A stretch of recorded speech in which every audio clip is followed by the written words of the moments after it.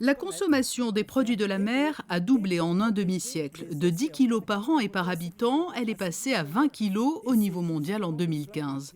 Dans ce contexte, et alors que les stocks de certaines espèces sont en déclin, l'Institut océanographique vient de proposer à la Maison des Océans à Paris une conférence autour des questions que peut légitimement se poser le grand public, au premier rang desquelles peut-on ou doit-on encore manger du poisson ? Premièrement, une réponse simple. Il faut modérer sa consommation de poissons. Deuxième réponse, faire attention à ne pas consommer des poissons emblématiques. Bien sûr, ici, je pense au thon, mais il faut maintenant penser à l'espadon.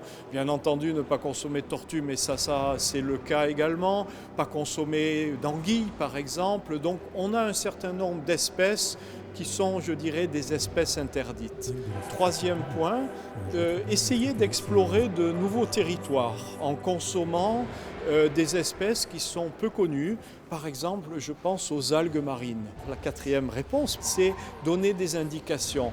Ça dépend de l'espèce, ça dépend de la saison, ça dépend de l'endroit où l'espèce est pesée, ça dépend de l'engin de pêche, ça dépend du sérieux de la pêche, des pêches accessoires, donc c'est très difficile. Il y a des guides, mais si on ne veut pas se transformer en expert en ayant toujours, je dois l'avoir, son petit guide avec soi, bon, on peut aussi s'appuyer sur les labels. Cette conférence réunissant un panel d'experts et de scientifiques s'est tenue en marge de la première semaine de la pêche responsable en France. Pour l'Institut océanographique, il s'agit une nouvelle fois de sensibiliser le public sur la fragilité des écosystèmes marins et promouvoir une gestion durable des mers et des océans.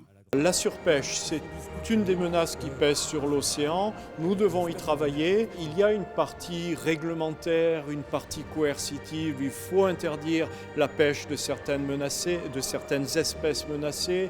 Il faut mettre des quotas sur d'autres espèces. Il faut pourchasser et punir la pêche illégale, mais il faut aussi travailler au niveau du grand public, et le grand public, en orientant ses achats à la poissonnerie, au supermarché, dans les restaurants, orientera les filières de pêche. Et donc c'est par ces deux biais que nous souhaitons attaquer le problème.